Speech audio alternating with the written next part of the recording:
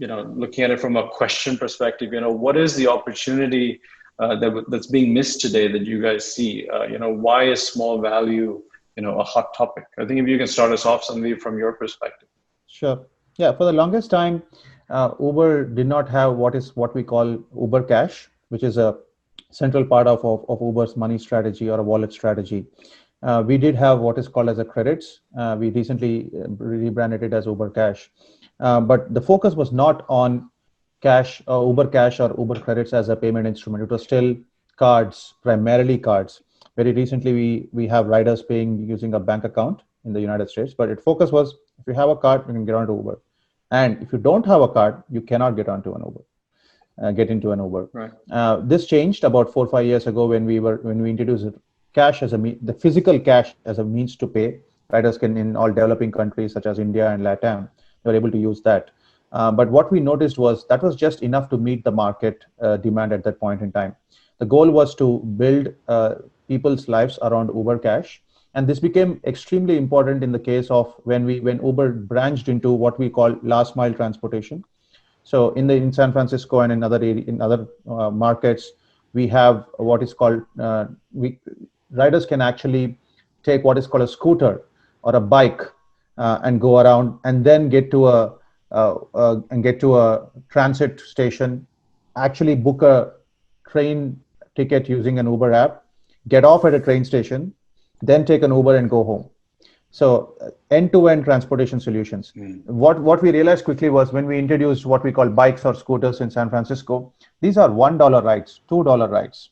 Imagine charging a $1 ride on a credit card or even worse on a debit card. We realized that sometimes because of the fixed component of the debit card processing fee, the entire charge sometimes comes up to be 8 or sometimes even 10%. And in some cases, we realize that it's more than 10%. So we pay more than 10% of the ride simply in payment processing costs, which makes no sense to us.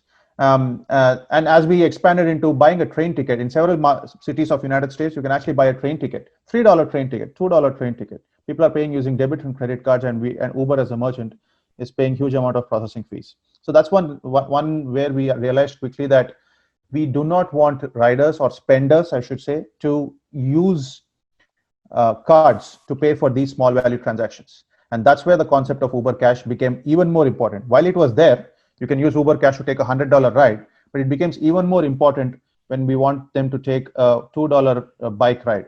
And at one point, Uber thought, we were in discussion rooms where we said, how about we make it mandatory for Uber, saying, if you want to take a bike, you can only use Uber Cash. Is that too far? Are we pushing users away from the preferred choice of whatever they want to use? But at some point, it just doesn't become, the math doesn't add up. The rides margins are fairly low to start with, and you take away 10% of that in payment processing costs. Pretty much the entire business of the bike or scooter business becomes questionable. So that's why Uber Cash became extremely important as a fundamental source of all payment instruments can be used to top up Uber Cash, and Uber Cash can be used on any platforms of Uber. And that's the thinking that further led us into focusing on Uber Cash.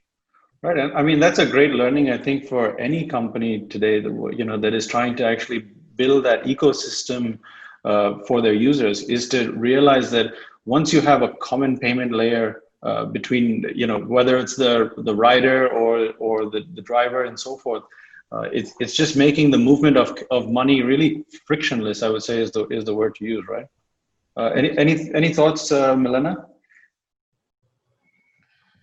I think we've seen a lot of innovation in fintech and payment over time, but a lot more exciting things are yet to come or need to be introduced. So I started investment banking in the 90s, advising banks and insurance companies. So everyone was focused on bricks and mortar then. How many branches does a bank have? We have moved a long way from queuing at a branch to make a bank transfer or send a check by post, if you remember those days. So online banking has improved a lot. Merchant payments for e-commerce are much better. So we have so many new solutions. So that has become a lot quicker and more convenient.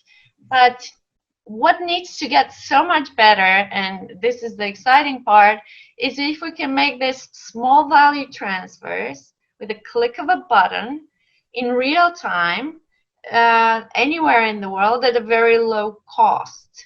And we can currently do that to a merchant.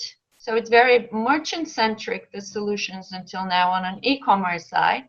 But if I had to transfer money to a friend in Europe or my family in Europe, or pay for an online tuition course to a teacher that doesn't live here, it gets very expensive and cumbersome.